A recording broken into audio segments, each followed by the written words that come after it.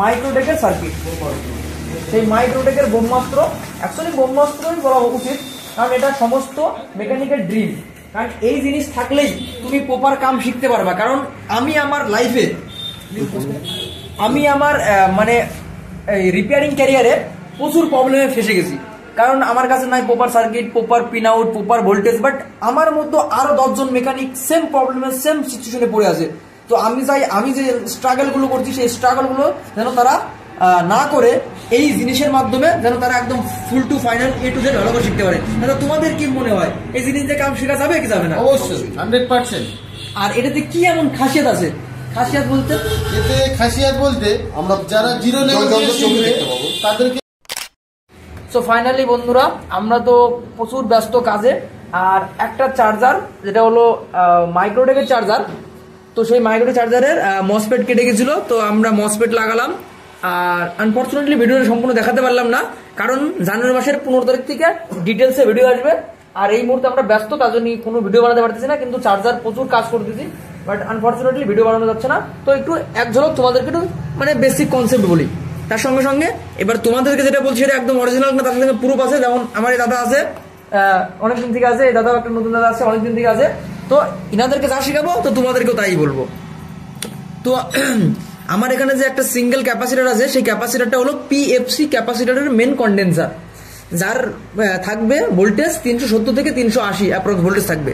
আমি এই ক্যাপাসিটারের খুব সাবধানে সহ ধরবো। এখানে হাই ভোল্টেজ এরিয়া, হ্যাঁ, ডো নট মিস্টেক করা যাবে না। আমার কত আসছে এখানে? 363 আসছে। চলো, তাও ঠিক আছে, বাট আমার অ্যাম্পিয়ার একদম ওকে আছে। অ্যাম্পিয়ারটা একটু দেখে নাও। 363 আসার কারণে আমার কিন্তু এদিকে ভোল্টেজ কিন্তু ঠিক আছে, কারণ হয়তো লাইনের ভোল্টেজ বেশি থাকার কারণে হয়তো ভোল্টেজ এখানে কমাই দিয়েছে। চলো ঠিক আছে, এবার গেল। আর আমার আউটপুটে ভোল্টেজ কত আছে? আউটপুটে এই মুহূর্তে ভোল্টেজ আছে হলো, ভালো করে ধরতে হবে সাবধানের সহিত, নেগেটিভ ধরলাম আর রিলের ইনপুট ধরলাম।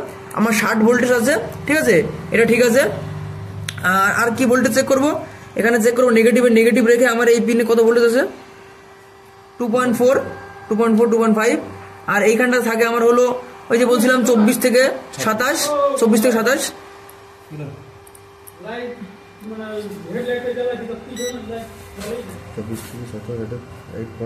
8.2, এটা উইদাউট লোডে 15 ভোল্টেজ থাকে।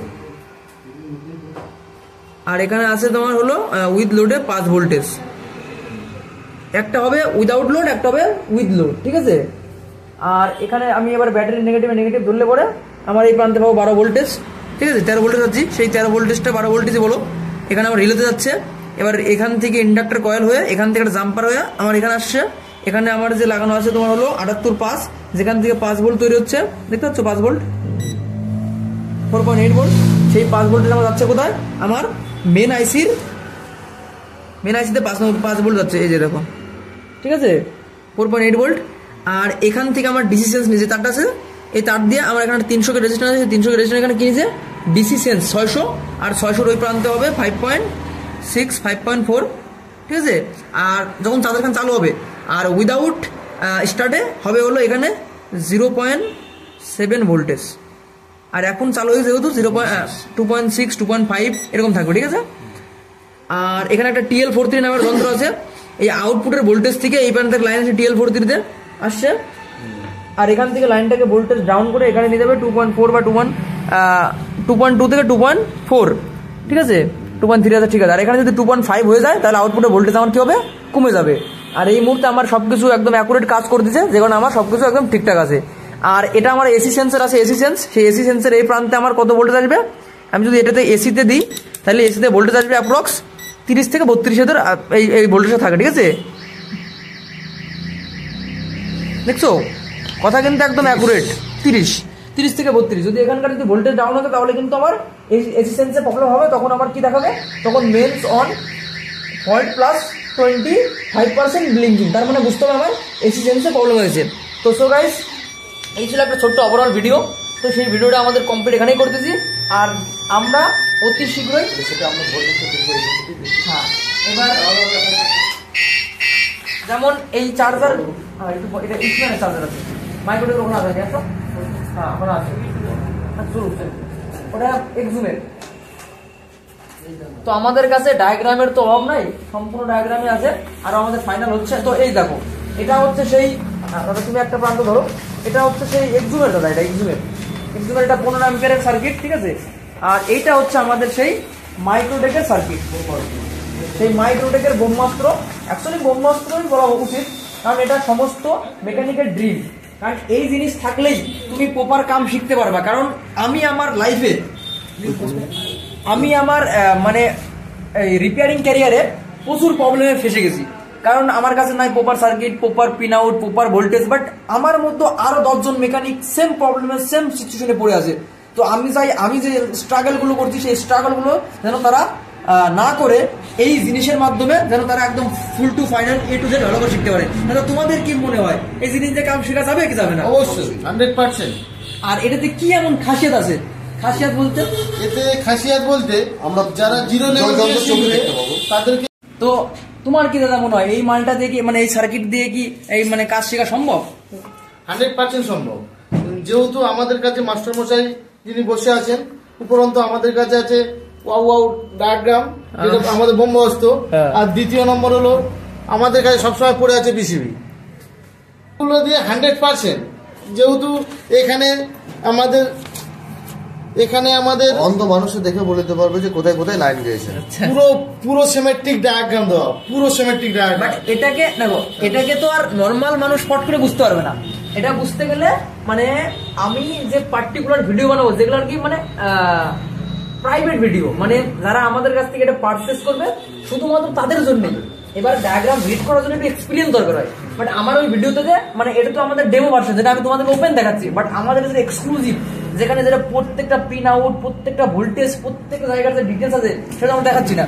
আর ওইটা আমরা আমাদের যারা সার্কিট নেবে তাদের জন্য আমরা প্রাইভেট ভিডিও বানাবো বা এক্সক্লুসিভ ভিডিও বানাবো। সেই ভিডিওতে line by line topic by topic তাদেরকে বুঝাবো। এতে তার কি হবে, তার ডায়াগ্রামটা তার কাছে থাকবে, সেই ডায়াগ্রামটা দেখে বুঝতে পারবে সব। এটাই হচ্ছে সেই কনসেপ্ট। কিন্তু আমার নিজস্ব মনে হয়, আমি আমার যখন কাজে যখন শুরু করি তখন আমার কাছে এরকম কোনো কিছু ছিল না। বাট সেই সময় আমার কাছে প্রচুর স্ট্রাগল করতে হচ্ছে। এমনকি আমার মতো আরো অনেক মেকানিক বন্ধুগুলো স্ট্রাগল করে। তো সেই স্ট্রাগল থেকে একটা মানে পুরোপুরি একটা সলভ আনার জন্য আমি এই কনসেপ্টটা রেডি করছি বা এই কনসেপ্টটা নিয়ে ভাবছি, যাতে আমার মতো আরো 10টা যেন স্টুডেন্টের বা আমার 10টা যেন মেকানিকের হেল্প হয়।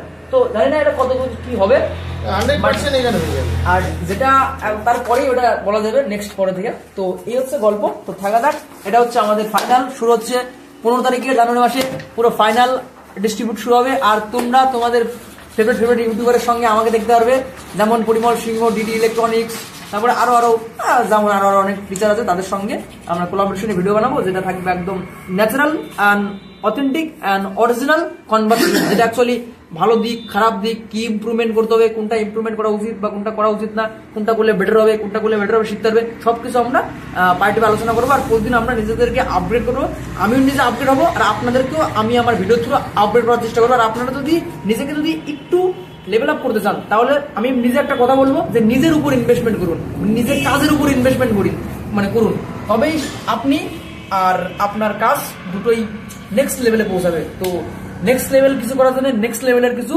করতে হয়। তো চলো নেক্সট লেভেল করার জন্য 15 তারিখে দেখা হচ্ছে নতুন ভাবে, নতুন কনসেপ্টের সাথে, একদম ওয়াও মানে অরিজিনাল, মানে প্র্যাকটিক্যাল লাইফের যেগুলো দরকার সেগুলো নিয়ে। তো থ্যাংক ইউ, দেখা হচ্ছে পরের ভিডিওতে। Good bye.